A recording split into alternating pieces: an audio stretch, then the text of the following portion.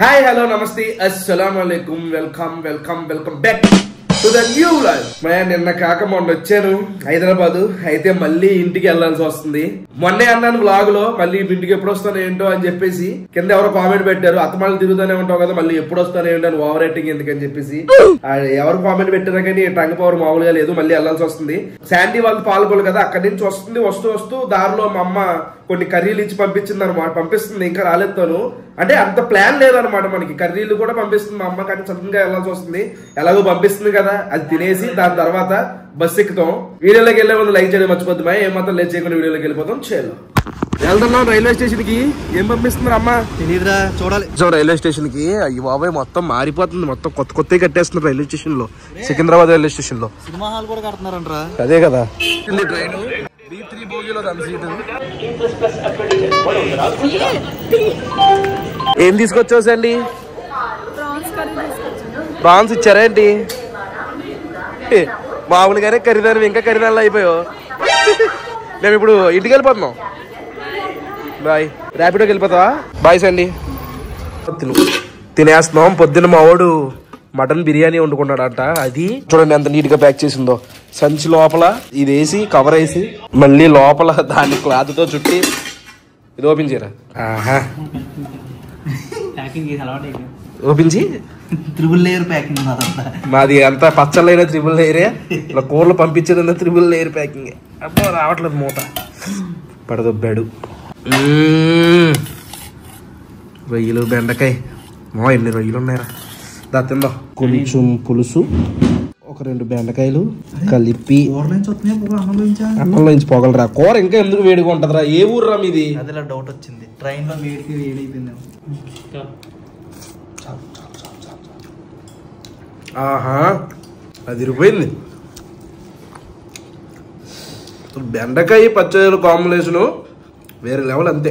వెళ్తున్నాం బస్సు ఎక్కడానికి. మా అమ్మ పొద్దున్న పెట్టింది క్యారేజ్, సాయంత్రానికి మళ్ళీ ఇంటికి వెళ్ళిపోతుంది. మరీ చెప్పింది క్యారేజ్ జాగ్రత్త అని. ఆడోళ్ళు ఏం పోయినా భరిస్తారు కానీ ఇంట్లో డబ్బాలు పోతే మాత్రం అయ్యి బాబోయ్ ఇంకేం లేదు, పిచ్చెక్కిపోద్ది వాళ్ళకి. ఎక్కేసాం బస్సు. అమ్మా కింద వచ్చింది, కాకపోతే లాస్ట్ తోలు తీరిపోతుంది ఇద్దరికి. బాబోయ్ దాటేయాలి. అమ్మా ఎగురుతుంది అయ్యా బస్సు. బాగుంది. ఇప్పుడు ఎక్కేదే గో టూర్ అని. ఇవన్నీ ఇలా ఉంది. ఇక్కడ నుంచేమో ఏసీలు వస్తున్నాయి. Last seat.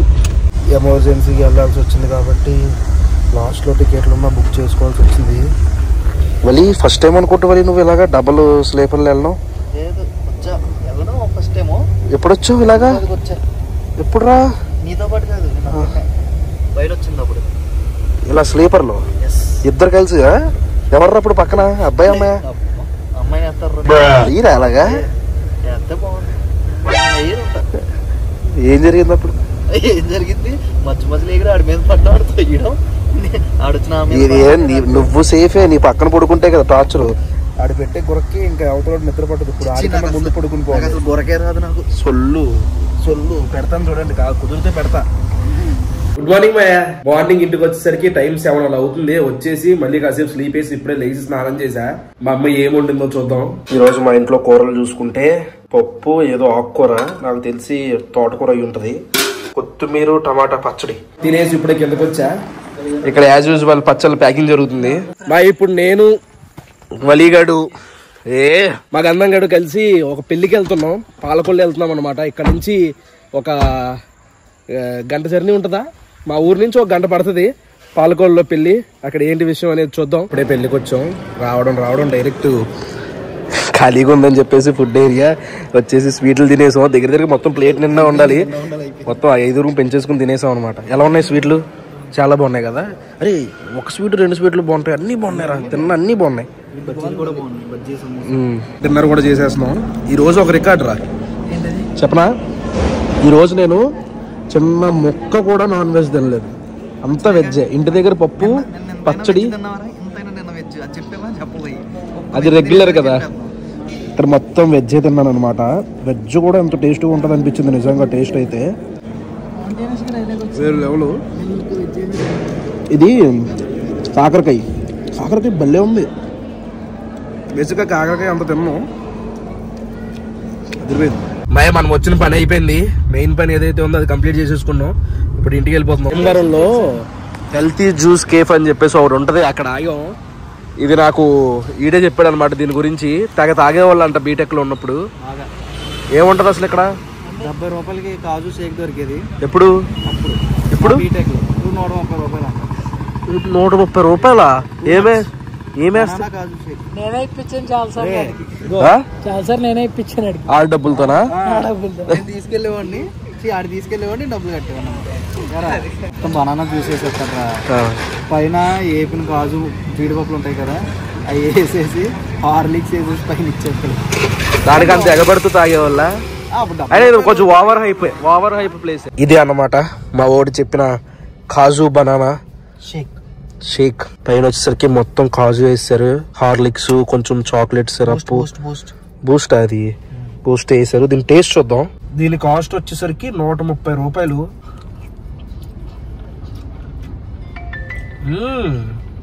చాలా బాగుందిరా, ఫుల్ స్వీట్.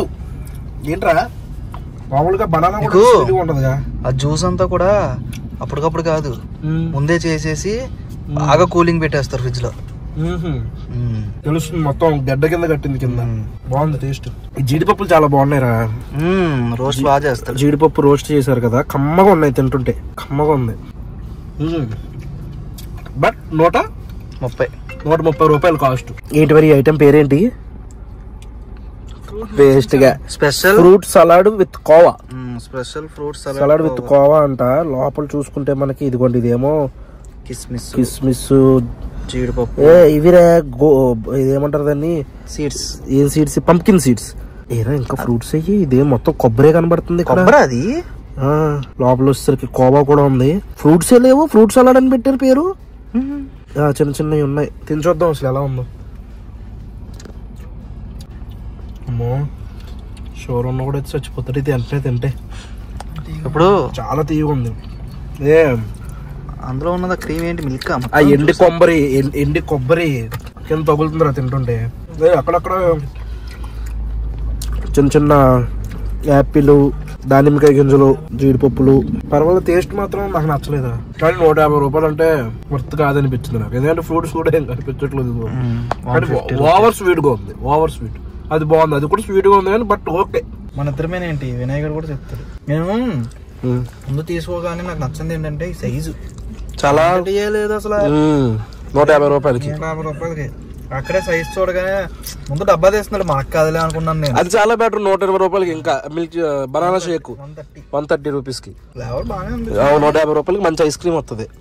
అంతే. ఎలా ఉందిరా? మాదిరిగా అంటే బాగుందా?